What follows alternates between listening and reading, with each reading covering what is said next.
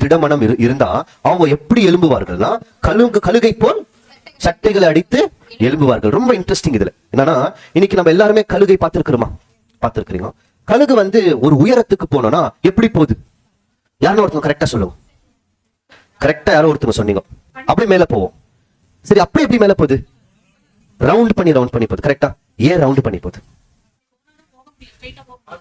அது இப்படி போலாமே, வேற பறவைகள் அப்படியே அடிச்சுக்கின்னு போயிடலாம் இல்லையா? காத்து எதிர் திசையா இருக்கும். இது ஏன் ரவுண்ட் பண்ணி மேல ஏறுது?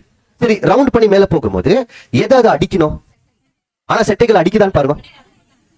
செட்டைகள் அடிக்காம இப்படி மேல ஏறும். என்ன இன்ஜின் இருக்கா? அப்படின்னா இந்த கழுகு ஒரு விஷயத்த நல்லா கவனிச்சு பார்க்கணும். இந்த இயற்கையில தேவனுடைய படைப்பே ரொம்ப வித்தியாசமா தான் இருக்கு. சூரியனோட வெப்பம் இருக்கு இல்லைங்களா?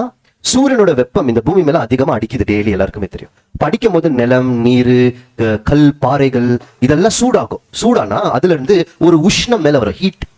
ஹீட் வேவ்ஸ் சொல்லலாம். அது உஷ்ணம் மேல வரும். மேல அந்த சூடான பகுதிக்கு மேல இருக்கிற சில்லுன்னு இருக்கிற காத்து என்ன பண்ண தொடங்கும்னா அது மேல் நோக்கி வீச தொடங்கும். நான் சொல்றது நல்லா புரிஞ்சுக்கோங்க. ஒரு சூடான காத்து அடிக்கும் போது அந்த சூடான காத்துக்கு மேல் பகுதியில் இருக்கிற குளிர்ச்சியான காத்து மேல் நோக்கி அடிக்க தொடங்கும்.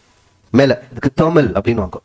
அது மேல் நோக்கி அடிக்கும் போது இந்த கழுகு என்ன பண்ணோம்னா எந்த இடத்துல இந்த சூடான தெர்மல், அந்த சூடான காத்து அலைகள் இருக்குதுன்ட்டு கவனிச்சு பார்க்குமா. இதோட கண்கள் ரொம்ப வித்தியாசமா இருக்கும். இந்த அல்ட்ரா வயலட் ரேஸ் அப்படின்னு சொல்லுவாங்க. அந்த பார்வை இருக்கா அதுக்கு, அதால பார்க்க முடியுமா? சரி, இது என்ன பண்ணு பாத்தீங்கன்னா எங்க இருந்து சூடான காத்து எழும்புதுன்னு கண்டுபிடிச்சிட்டு அந்த சூடான காத்துக்கு மேல போய் நின்றுடுமா. அவ்வளவுதான். இது பண்ண வேண்டியது அவ்வளவுதான். இந்த காத்து இருக்கு பாருங்க, கீழே இருக்கிற காத்து மேல அடிச்சுன்னு இருக்கும்.